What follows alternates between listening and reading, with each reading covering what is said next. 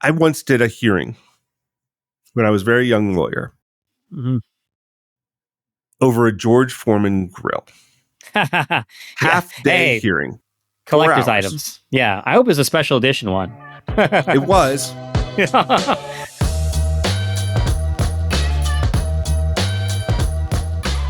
Hello there, and welcome back to another episode of What Worked. I am thrilled to welcome to the show today Christopher Anderson, which, by the way, Christopher, it is totally throwing me off.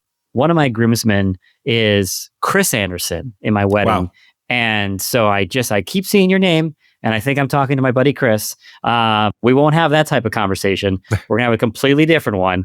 But because, just for the record, so everybody knows, I wasn't invited. Just saying. Exactly. But also for the record, I have yet to meet a Christopher or Chris Anderson that I didn't like. So I think today's episode is going to be great. I am very, very happy to welcome Christopher Anderson, not Chris Anderson, founder of New Leaf Family Law, onto the show. As is customary here, Christopher, I usually like to let our guests give their own introduction rather than me give my poor man's version of sort of who you are, what you do, and who you do it for. Those are the three questions we usually like to ask you. You're going to have to do them one at a time. So my name's Christopher Anderson. I'm an attorney, a business owner, and have really spent my entire legal career bringing the concepts of business and law together. I love practicing law. I love trying cases. I'm a trial lawyer at heart. I started my career as a district attorney in New York City, assistant district attorney in New York City. And I love nothing better than to be in front of a jury. But business has always fascinated me since I started my first snow blowing business at 14 years old, clean pools at 15 years old. Love it. Yeah. And so, I always tried to bring those two things together. And I was a computer nerd, right? And so like all these methods of efficiency just seemed always to call me and to figure out a way to bring them into the law kind of before it was cool. What was the second question? I mean, you started to get into it, but I guess, what do you do? Like, and who do you do it for? That was questions perfect. 2 and 3. Yeah. So what I do is I run several law firms, including New Leaf Family Law, and actually help about a couple dozen other law firms outside of the ones I own, because of my passion really for bringing business and law together and helping other owners do that. So that's who I do it for also. At New Leaf Family Law, we run a firm that I think now I'll say, an experiment in a completely new business model on how to bring family law services and really conflict resolution services to individuals in a unique and new way. And so that's who I do that for. I do that for families who want to be able to make the best decisions for themselves and their families, without focusing on conflict, without focusing on the fight, but with a big focus on their future. Very cool. And you say innovative and new way. How are you changing the model from, say, another, sort of family law office?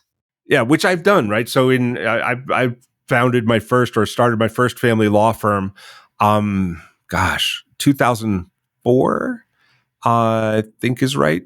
That sounds about right. When I left the DA's office, that's the next thing that I did, and ran it the traditional way. And then, as I said, I was constantly combining business and law. Went out to build software with LexisNexis. Ran the nation's leading law firm business advisory business. So coaching hundreds of law firms on how to improve their businesses. And then the pandemic.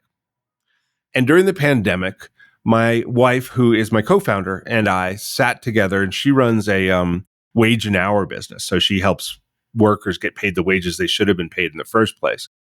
And we sat during the pandemic, and she had experienced family law in a very negative way. And I had experienced family law. We're both second marriages. We're both divorced.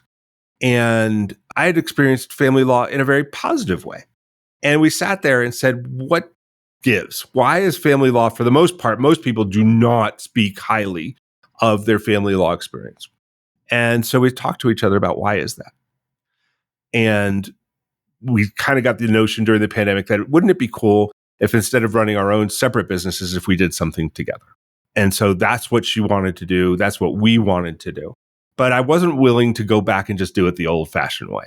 And so I said, so if we're going to do this, let's do it right. And let's answer the question, what makes it so damaging? What makes the experience so negative for so many people who go through it?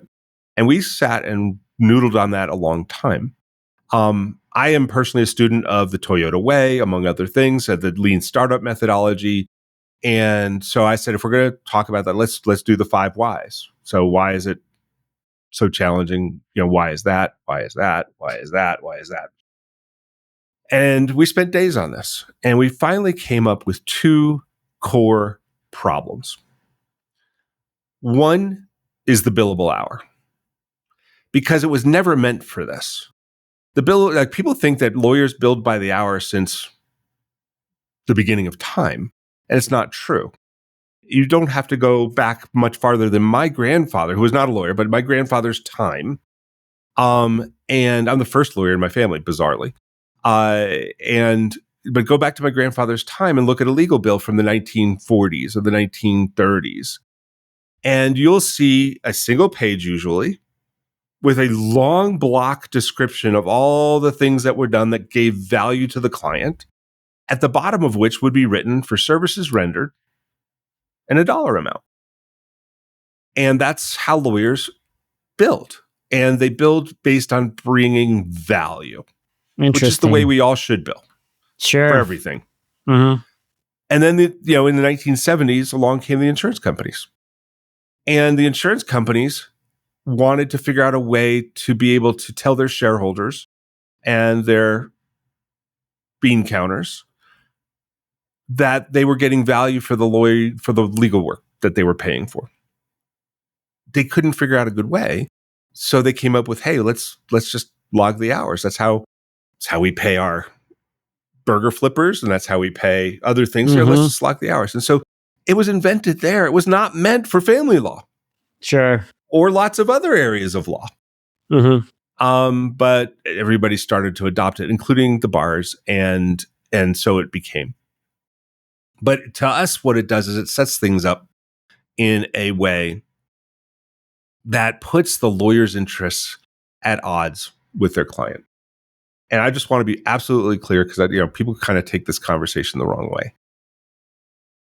99.9% of the family lawyers and other lawyers I know are upstanding, ethical people who want the best for their clients and for their practice. They really are.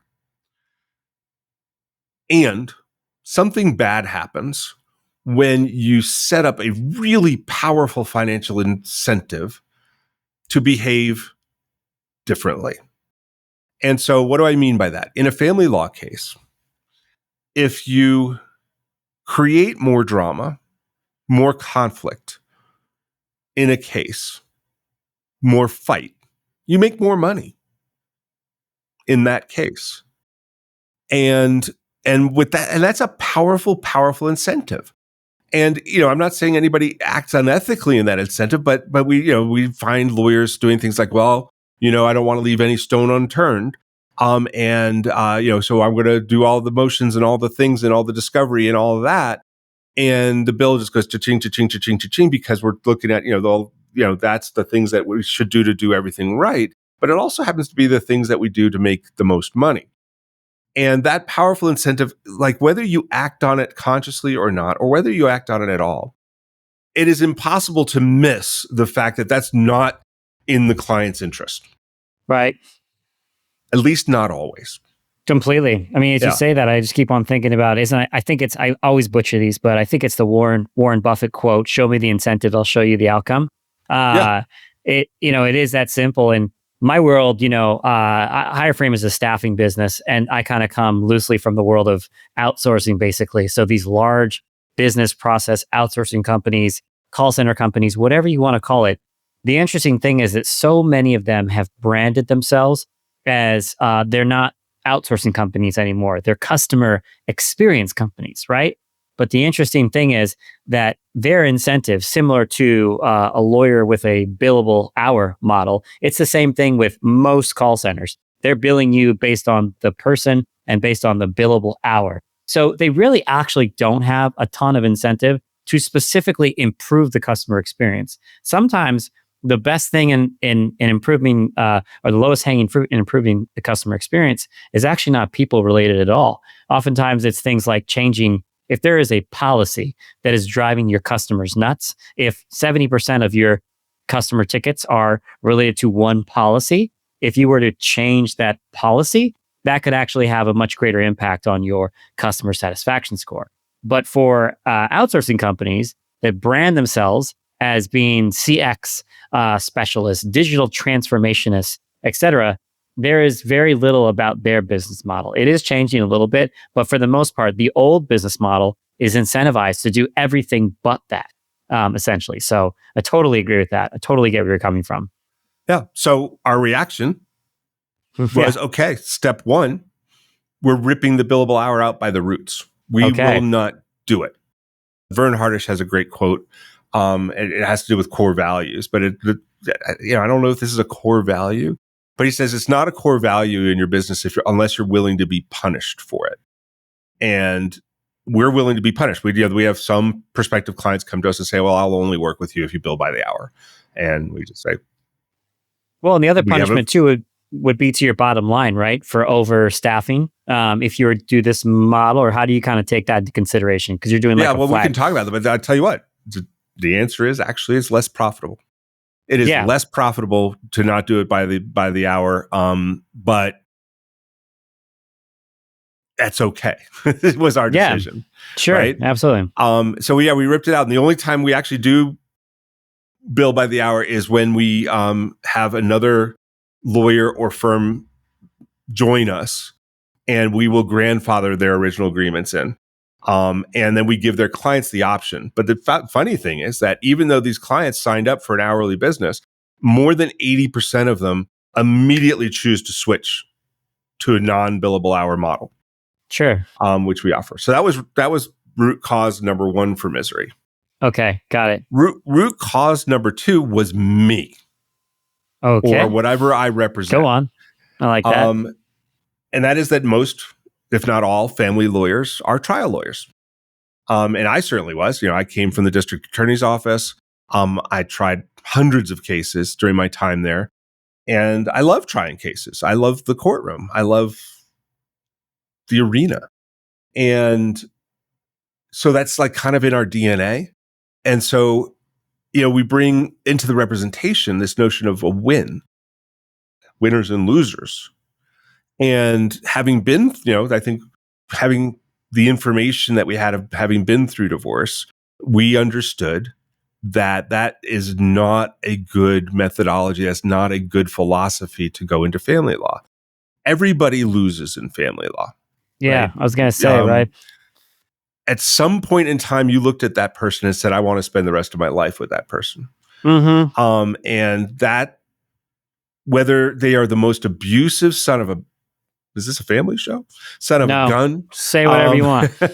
And, you really need out of that marriage or not. Yeah. Regardless of, how bad it is and how much getting out is a good decision, you still lose something, right? You're still losing a dream. Maybe the dream's already kind of dead, but you're still losing. And so we decided that we had to start the relationship and run the relationship from a completely different perspective. And so we said, well, if we're not going to be about winning, and it's like, I don't want people to go like, oh, wow, Anderson's law firms, nobody wins.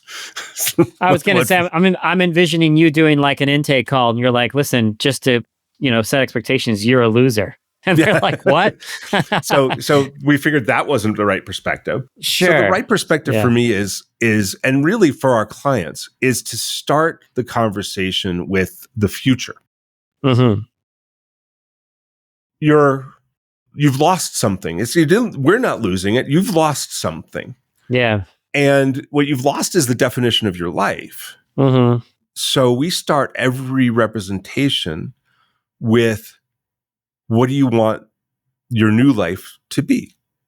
And we ask in a very specific way. 2 years from now, when we're done representing you in this matter, what do you want your life to look like? And we get detailed.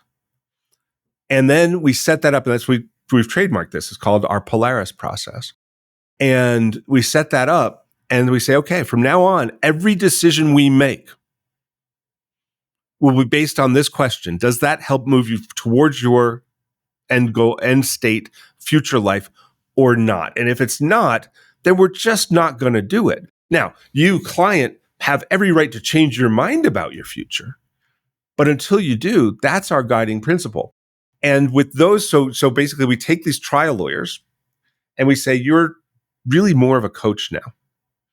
Now, do some of our cases go to court? You bet. Do we try to get the best outcome for our clients?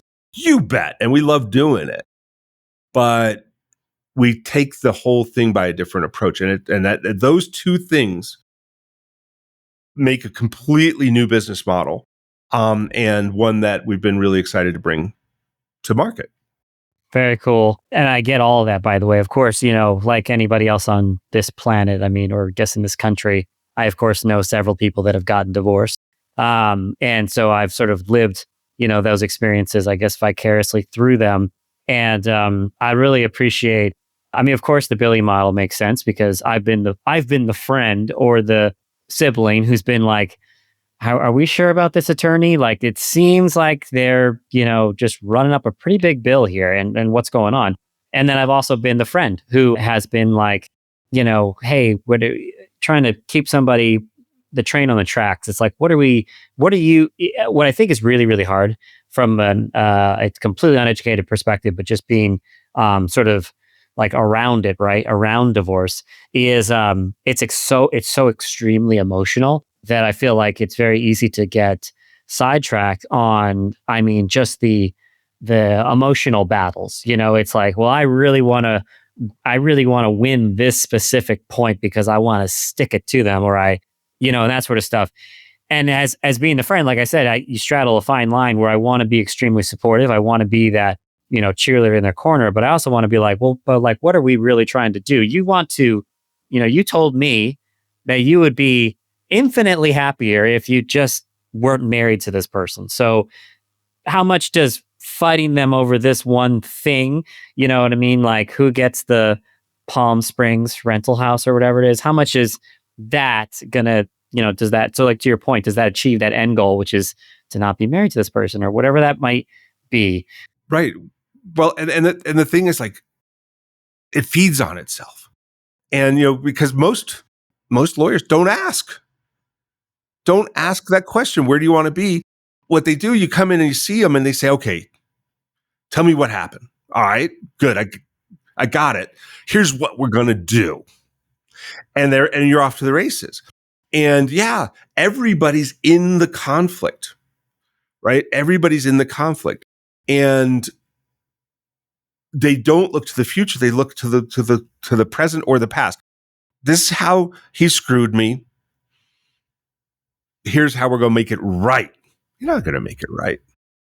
I once did a hearing when I was a very young lawyer over a George Foreman grill. Half-day hearing. Collector's items. Yeah. I hope it's a special edition one. It was.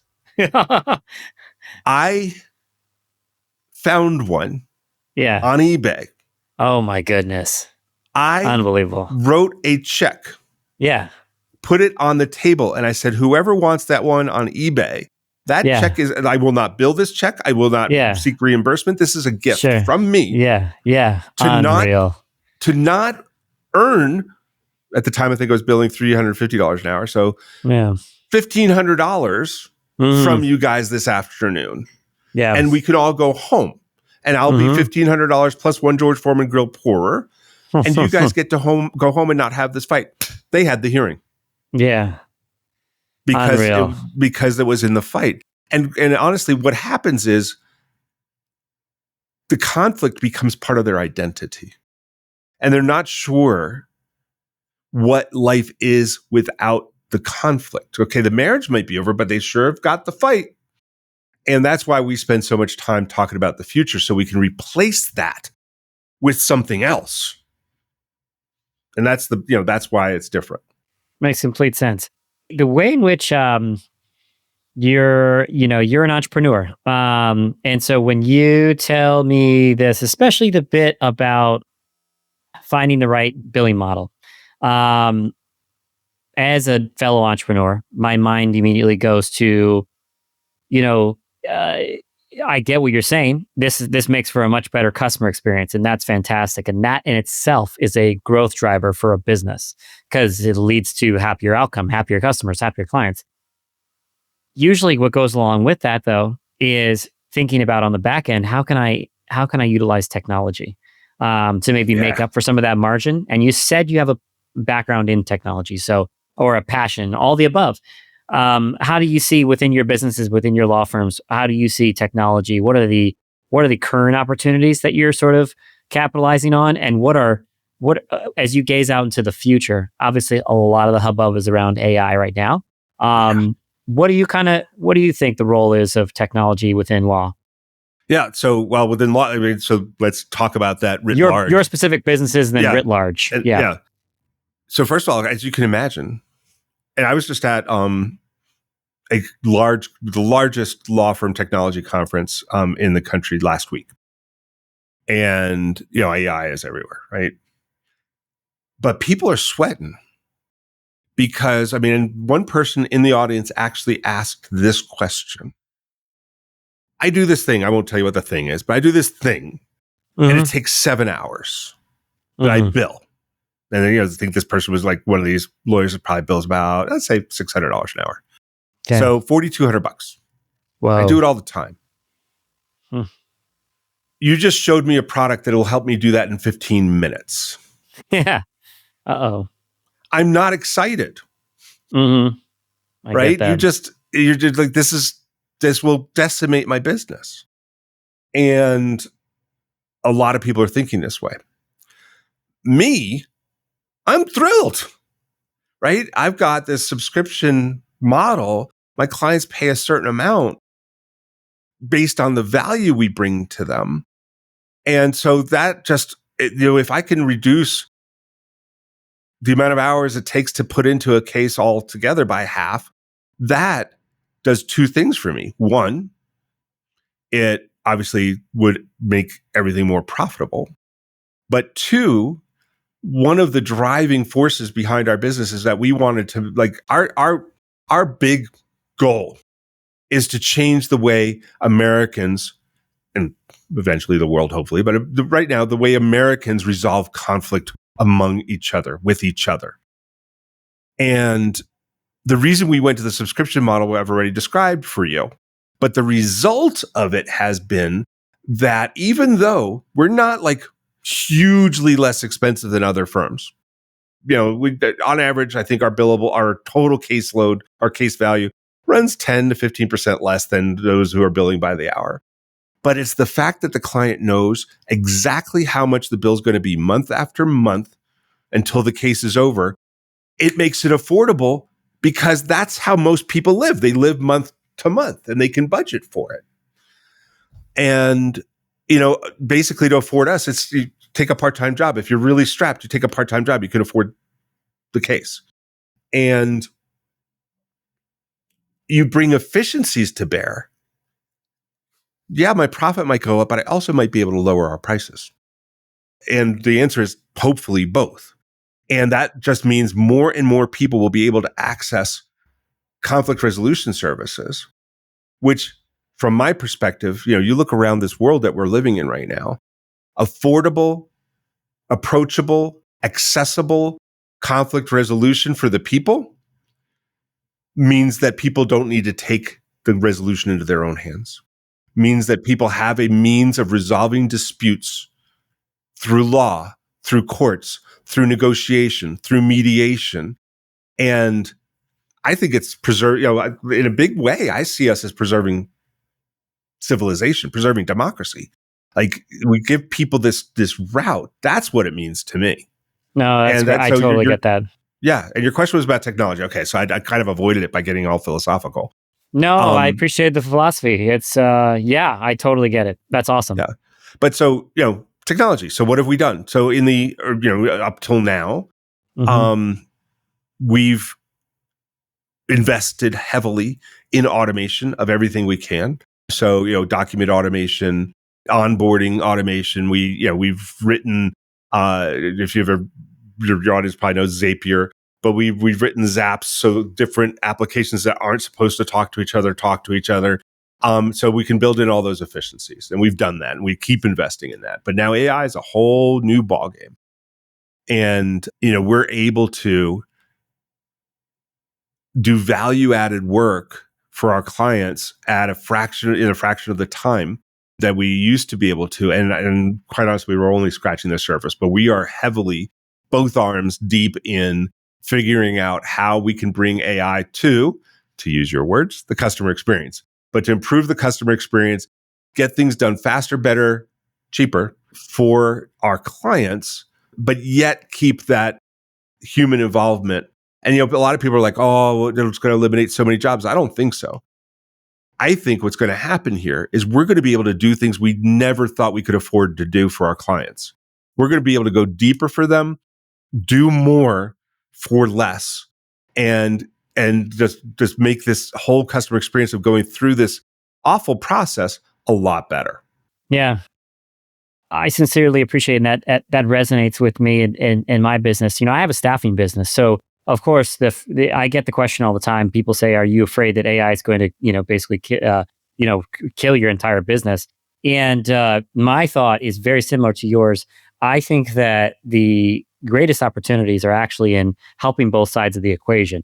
It's helping the customer communicate better with you, your talent communicate better with the customer, everybody. And there's these things that AI can do when it actually can execute at a scale and a speed that's just not possible with people. And it takes my staffing firm and it gives me kind of the resources of, a Fortune, 100 or Fortune 500 business. We all can get, kind of the same access to the OpenAI, ChatGPT agent kit, that sort of thing. So very cool. And I totally get it. You paint a clear picture. I want to be mindful of time here, and I want to get onto an important topic, a somewhat taboo topic here, which is divorce. And divorce specifically, it's funny. It's a thing that I talk about all the time. When I started Higher Frame with my business partner, I was married. He wasn't married yet. I don't believe. I'm trying to recall. I don't think he was, but he had been in a relationship for a really long time with his now wife. And something that we commonly talk about is, the experience that we had before we started our business. We were trying to acquire a small business. If you've heard of search funds, entrepreneurship through acquisition, ETA is becoming very popular. So that was an eye-opening experience for me for many reasons. But one of them is probably one that most people wouldn't guess. And that is that I got to witness firsthand the impact that a divorce has on a business. There were two instances where I saw businesses being sold as basically fire sale, sold completely, sort of unwillingly in the worst possible state possible. And one was death and the other one was divorce. Sure. I just learned firsthand. I would walk the warehouse with a business owner who was going through a very messy divorce. And it just left such an impact on me because, the saying that had been said to me was, this is your business partner. Your life partner is your business partner, because in most states, it's 50-50. So whatever your ownership interest is, and I'm sure as a lawyer, you're probably going to be like, there's certain ways to do this and that. But for me, someone who entered into a very normal marriage and sort of didn't do anything special legally, my wife, I always tell her, I say, you own 50% of this thing, whether you wanted it or not, whether you think about it or not. You own 50% of my 50%. So, I guess that's a long-winded way of saying, if you were to talk to an entrepreneur about sort of divorce, things that maybe they hadn't thought of, they should think of, or your perspective, I guess, on divorce and how that relates to being a business owner, I would love to hear your 2 cents, because you're both. You're an attorney, but you're also, a business owner. So you're all the above. You get it. And been through a divorce while a business owner. So there you go. Exactly. And So I'm going to, first of all, just say like, there's so much. Yeah, sure. Pick a lane. Yeah, sure. But the answer is to think about it, right? The answer is to not be ignorant of it, which is sometimes, some people are like, I can't tell you how many people come to our firm and they're like, but what do you mean? I built this. Right. Yeah. He didn't build this, or he didn't build this. I built this. Yes. He was off doing driving whatever. his truck, doing whatever, doing his own thing, had a job. Yep. I built this. He had no involvement in this. Yep. What do you mean? Yes. He says he owns half. What? You're not going to let that happen to me, are you? I'm like, well, let me ask you about what you thought about. And so let's help your listeners think about this. People think that prenups are like the least sexy thing going, and or buy-sell agreements and or business agreements, however you want to set it up. But they're not. And you said something really important, like when you were walking your wife through it, you were saying, like, whether you like it or not, you own half of my half. Well, what if she doesn't like it? Right. Yeah. Right? Totally. And what if your business partner doesn't like her? Yeah. Right. Well, right? We talk about that. My business partner, I say, we're all partners here. Right. So right. You're suddenly going to be in business. Yeah. You also talked about, nobody likes to talk about this either, but everybody sells. Mm-hmm. An unfortunately large number of people sell unexpectedly. Right. Yes. Through divorce or death. So, should something untoward happen, your business partner might be 100% partners with your wife. You're out of the picture altogether. So how do you handle that? Since we're talking about divorce here, we'll talk about that context. We'll let an estate planning person talk about the other one. Yeah, sure. You handle that, first of all, through a marital agreement. Mm-hmm. Right? Everybody should have one, or prenup, most people call them in Colorado, they're marital agreements. Everybody should have one. And to me, you know what? I think they're the sexiest thing ever. Interesting. I don't care if you're 20 years old, head over heels in love, you don't own anything. It is the beginning of the, because you said something when you were talking, you said your partners, your business partners and life partners. Mm-hmm. You are business partners and life partners from day one.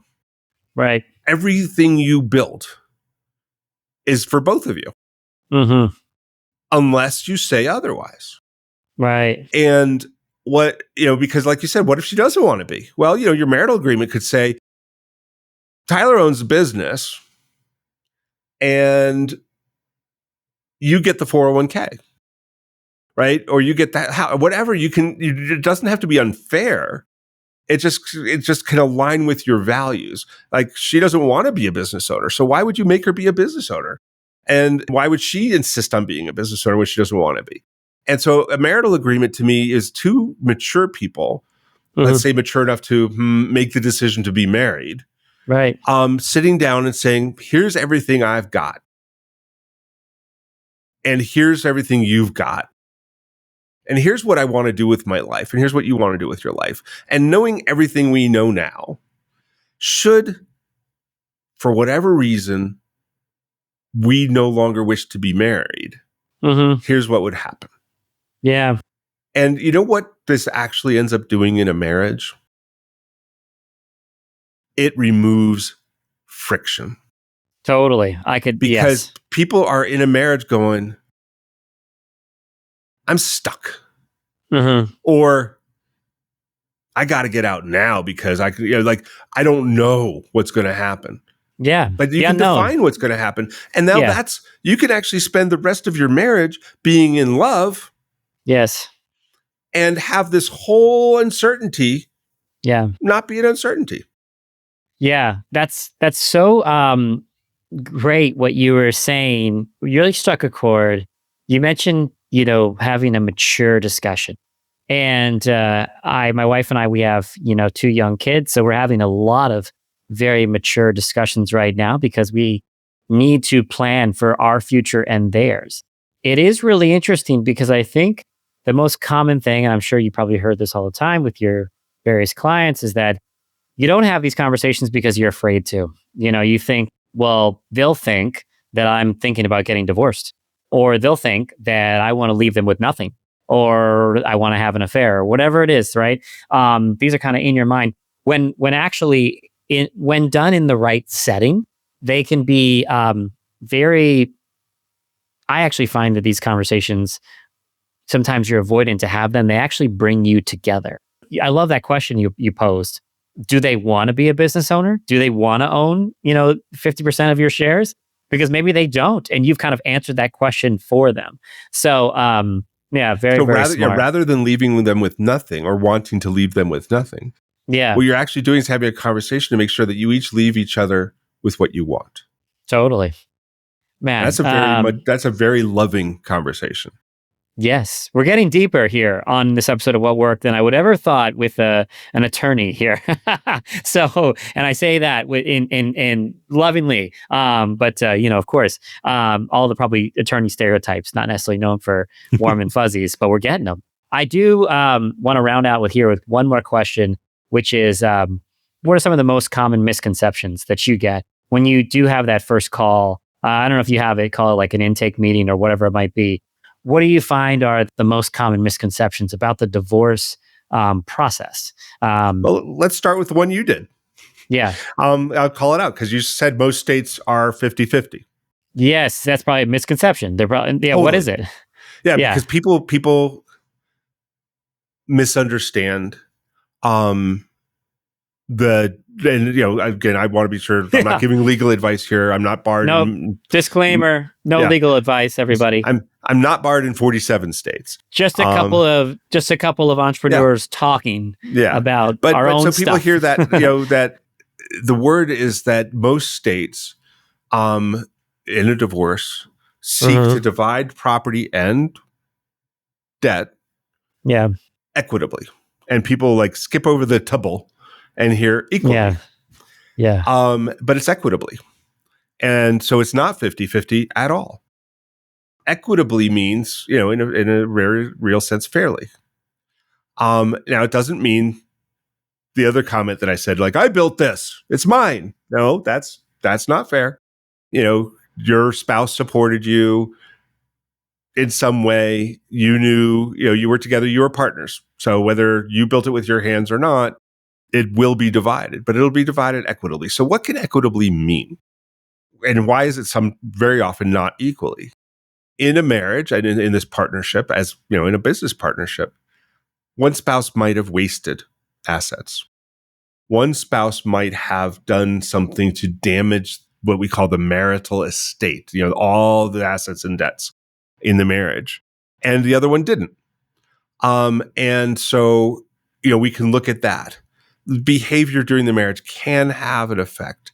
And so we do try to do it equitably, and you don't go around with a cleaver cleaving things in half.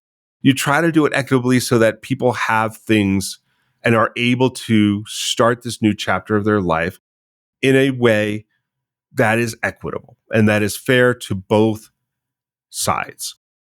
And so that's a big misconception, is that everybody's just going to go dividing everything 50-50. No, you can equitably can mean you get the house and she gets the 401k. Equitably can mean that you get this income producing asset and he gets this hard asset that's that's sellable. It can mean many, many different things. And in that, and people often ask, like, well, this all seems pretty simple. Why can't I just get out the forms and do it myself? And this is because this is where the art is. This and children is where the art can be. And if we start the conversation with, where do you want to be in 2 years when this is all over? It's a very different conversation than, Solomon cutting the baby. It is a conversation about, what do you need to get started and what does your spouse need to get started so that you both can move on. And so that's one very serious common misconception. The other one is what I said earlier, is like, I built this misconception. That's a really, really dangerous one. Those are the ones that jump to mind. That makes complete sense. And I love this reference. I think you said Polaris is what you referenced it earlier as. I say this all. Yes, yeah, trademark exactly. I say it all the time within our business. I say, "What's our North Star?" It's like, "Hey, Hmm. what is the thing that we are trying to head towards, and is this in support of that? If it's not, we should ruthlessly scrutinize and question everything that is not heading in that direction." So interesting. This has been amazing, Christopher. I have really enjoyed our conversation. I always like to ask, as sort of a last customary question here on what worked is, where can our listeners or anybody else who stumbles upon this episode, where can they find you? What's the best place to sort of reach out to you?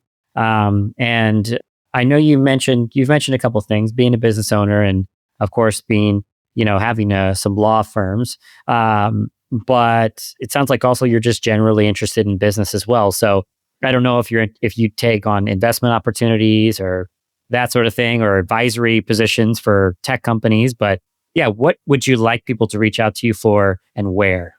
Well, so first of all, there may be some listeners who are going like, hey, that sounds like a better way to get divorced. And I don't know anything. They could always contact us at newleaf.family. It's www.newleaf.family, or directly to me, Christopher, at newleaf.family. But you're right. I do. I think I mentioned at the top of the show, I do work with lots of other law firms and businesses, helping them. And that's through a different business called Sunnyside Services. And then they can reach me at Christopher at sunnysidelaw.com, or they can check out our website at sunnysidelaw.com. And yes, I have advisory seats on several businesses, law firms, and otherwise. And always interested in talking with folks about how I can help them grow their businesses and achieve, the same thing that I was talking about with divorce, but achieve what they see as their North Star. Because I failed enough along the way to have a few ideas how to avoid those pitfalls, and help folks achieve their dreams. Failure is the best teacher. Oh man, So fully it's believe in taught me that. plenty. Yeah, nothing like the 22-year-old on TikTok or Instagram, selling some sort of course. And I'm like, listen, I'm not discounting in any way how smart you must be, but I need to see some failures. That's what I Yeah. really. That's the value there. That's the course. I want to hear from someone who really messed it up because they figured out how to not do that. Well, this has been great, Christopher. I really do appreciate your time. And I think that this episode will be inspiring to people in many different ways. Yes, if they're, considering maybe contacting a family law attorney, they should definitely reach out to you. And yeah, just in general, you've got some incredible sort of life advice. So thanks for coming on What Worked. For anyone else out there listening, if you enjoyed this episode and you think you would make an amazing guest like Christopher, I would highly encourage you to reach out to myself. This is Tyler Rochelle. I'm the founder of Hireframe. You can find me on LinkedIn, Tyler at hireframe.com. Otherwise, we will catch you on the next episode. Thank you, everybody. Excellent.